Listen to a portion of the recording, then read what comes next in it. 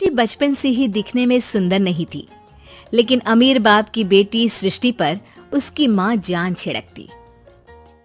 मेरी बेटी कितनी प्यारी है, भगवान सबको सृष्टि जैसी बेटी दे। सृष्टि धीरे धीरे बड़ी होती है।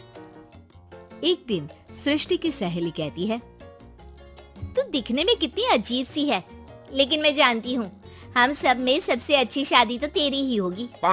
तेरे पापा अमीर जो हैं। और बता नहीं सकते यार, दहेज तो हर कोई देता है, ये क्या ज्यादा ले जाएगी अपने पति के लिए?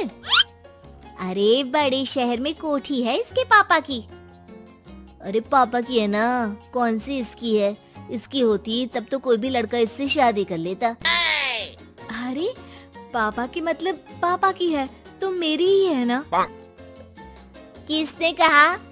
अब तेरी तो तब होगी ना जब तेरा भाई ना हो।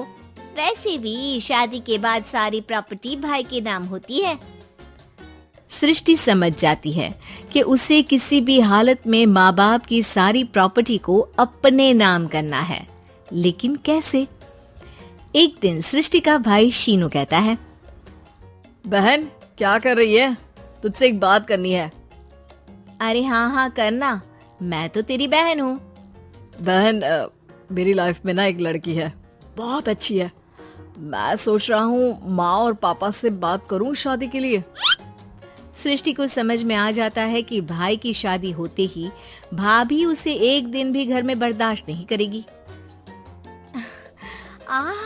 क्या बात है भाई, बताना कौन है वो?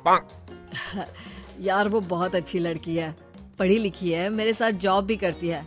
बस एक प्रॉब्लम है। प्रॉब्लम? क्या प्रॉब्लम है भाई?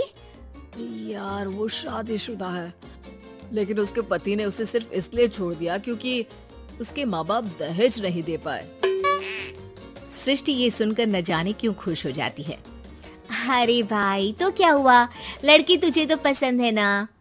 शीनू को लगता है कि बहन उसे समझ रही है। वो इस बात से अनजान होता है कि उसकी बहन की मंशा पूरा घर हड़पने की है। सृष्टि अपनी माँ से कहती है, मम्मी मुझे तो बहुत चिंता है। पता है शीनू क्या कर रहा है? अरे क्या कर रहा है? वो तो काम पर जाता है और वापस घर आता है। नहीं ना माँ, वो यही तो नहीं कर रहा, बाकी सब कर रहा है। आपको पता है उससे प्यार है, और वो भी एक शादीशुदा लड़की से। ये क्या हो गया? मैं सोसाइटी में क्या मुंह दिखाऊंगी? अरे तेरे पापा तो यही कहेंगे कि मैंने ही उसे बिगाड़ दिया है। माँ देखो, मेरी बात मानो, पापा पर भी विश्वास करने की जरूरत नहीं है। अब आप ही बताओ, पापा इतनी देर घर के बाहर रहते हैं क्यों? बोलो। अरे बेटा वो तो नौकरी करते हैं ना। तू बहुत भोली है माँ। पापा का ऑफिस तो 7 बजे खत्म हो जाता है, लेकिन देखो कितनी देर से आते हैं। अरे नहीं बेटा, ऐसी कोई बात नहीं है। सृष्टि माँ को एक औरत से बात करते पिता की फोटो दिखाती है। देखो माँ कैसे हैं पापा। मैं ना कहती थी कि पापा सही नहीं है। मैं तेरे पापा से बात करूंगी, दे फोटो मुझे। ओ माँ, वो तो डिलीट हो गई। लेकिन चल, तूने तो देख लिया ना। पापा से बाद में बात कर लेना, और हाँ मेरा नाम बिल्कुल मत लेना। हाँ माँ। अब क्या था, सृष्टि के माँ और पिता के बीच झगड़ा होना शुरू हो जाता है। सृष्टि के मन में क्या चल रहा था कोई नहीं जानता था।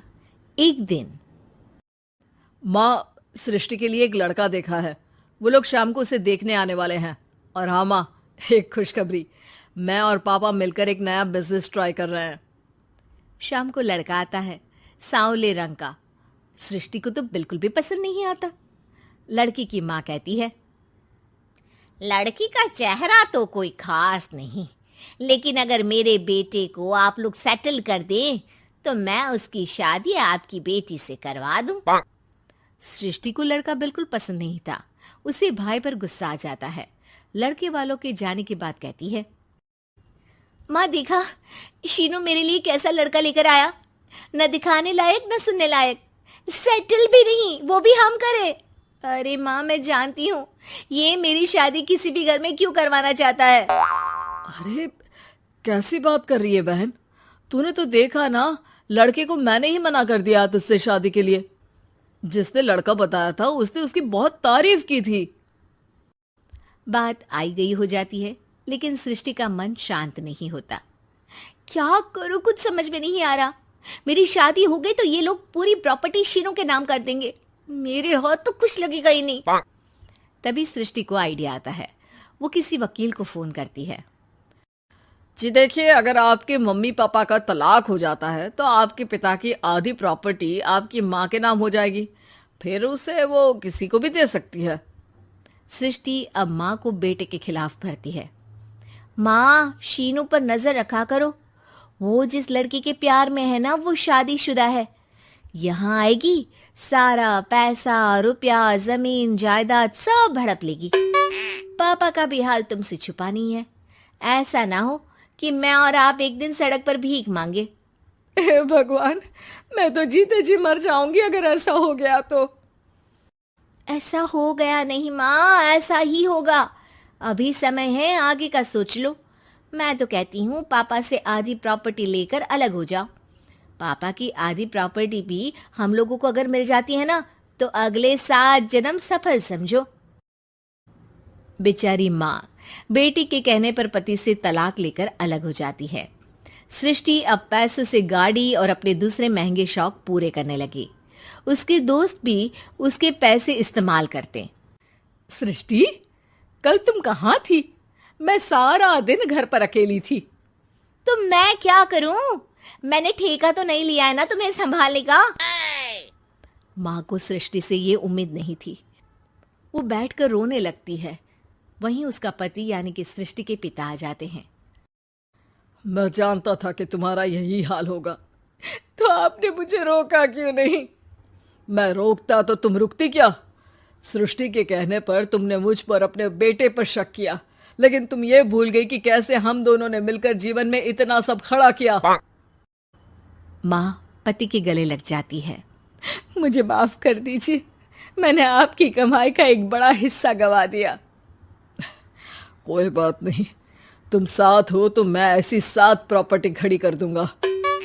तभी वहां सृष्टि आ जाती है रोते हुए। माँ, मयंक ने मुझे छोड़ दिया। वो बोल रहा था जब तक मेरे पास पैसे थे तब तक ही वो मेरे साथ था। पापा, माँ, मुझे माफ कर दीजिए।